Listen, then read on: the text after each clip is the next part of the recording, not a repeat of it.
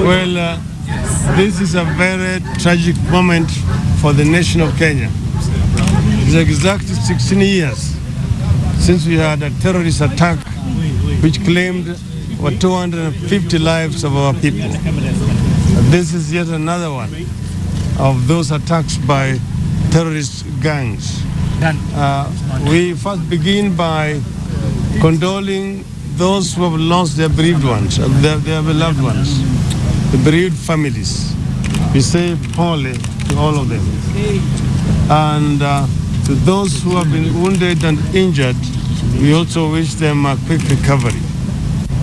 This that is intended to cover the people of Kenya.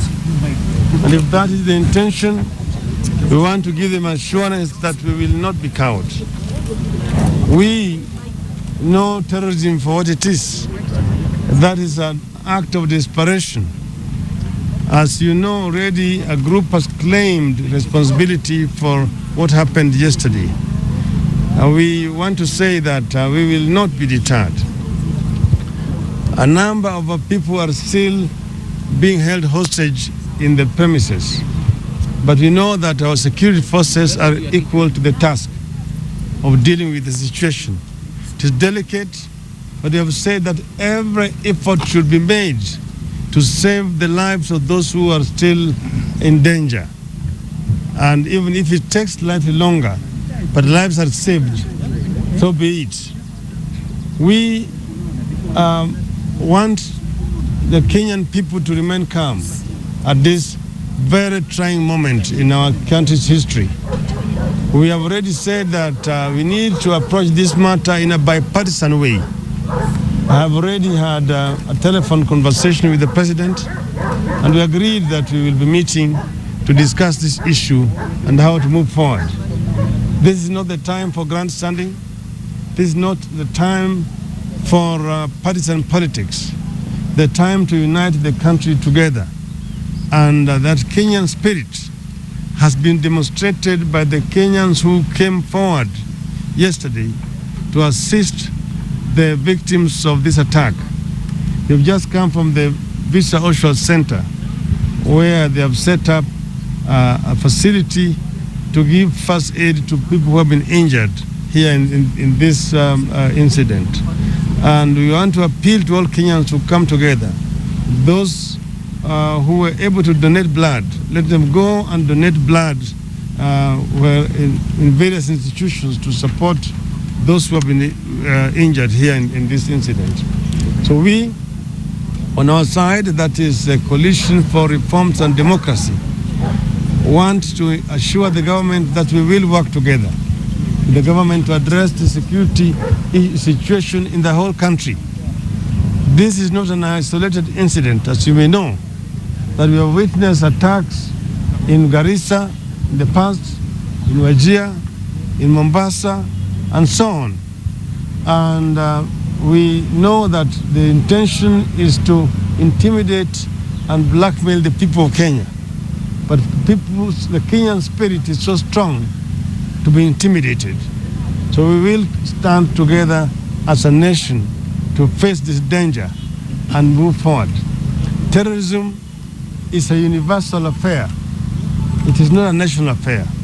Therefore, we want to appeal to the international community to work together with us at this very trying moment in our country. Speaking of the same, Mheshimiwa Odinga, there was an alert, at least by the British government, the travel advisory for people to avoid malls like this one of Westgate. What's the way forward, given that when such terror alerts are issued and then we are struck right at the very heart of the core of our community, it appears that perhaps there is less coordination than would probably be the case once such alerts are issued by our foreign partners? Well, in fact, I was actually coming to that. The adversaries have already addressed that issue in another conference earlier, that this is not the time to issue travel advisories against coming to Kenya. Because as you know, terrorist attacks take place all over the world. In Israel, in Iraq, in Egypt, in the United States itself, in Britain, in Spain, and so on. Yet in those cases, no advisories are issued. So we are saying that if advisories are issued now, it will hurt the Kenyan economy. Because as you know, tourism is a very important component of our economy. This is an isolated incident which should be treated as such. About advisory of citizens going to malls and so on, again, I think our security forces are in charge. And they have said that they are going to provide additional security to all the malls in the country. And I know that they are capable of doing that. So let us not panic. We don't want to create a panic mood in the country as we are here today, because we know that our forces are equal to the task and that normalcy will return back to our country. And have you perhaps been briefed about the hostage situation at Westgate Mall? Yes, we've been told that the numbers cannot be ascertained, but there are quite a number of people who are still held their hostage, particularly on the first floor and on the basement area, where I understand that the terrorists are still in charge. So there is communication, but as we know, the matter is being handled by the security forces, and we really want to leave it in their hands. There's communication between them and the political leadership of the country. We bring also messages of condolence from our colleague, Honorable Kalonzo Musyoka, who's in Sri Lanka and who was called this morning to send his words of condolence to the bereaved families. But I have my colleague here, Honorable Moses Wetangula, who will complement what I've said. Fellow Kenyans, this is a moment of grief for our country, for our people, for our friends, for our visitors. What has happened at the Westgate Mall yesterday affects all of us. Kenya has a large community of foreign workers, of UN workers, and of course our own nationals who patronize these places. The cowardly act by the terrorists who have owned up already that they are responsible for this heinous act stands condemned in the strongest terms possible. This is now a time, like my colleague has said, for Kenyans to come together in absolute solidarity. Whatever our religion, whatever our creed, whatever our race, whatever our ethnicity, whatever our political persuasion, we must stand together and confront this external enemy that is encroaching on our peace and tranquility in this country.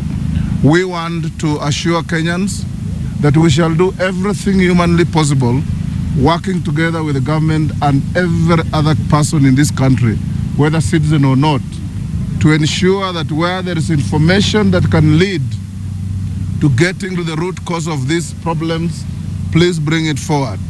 To make sure that if you know people who have suspicious behavior that may be linked to this heinous act, bring the information forward. And we want to urge our security agencies to leave no stone unturned to ensure that as they carry out the operations to rescue the hostages that are still held in there, we try to minimize the casualties so that our compatriots and our friends and visitors who are in there come out with their lives. This is a country that believes in peace. This is a country that believes in being at peace with its neighbors.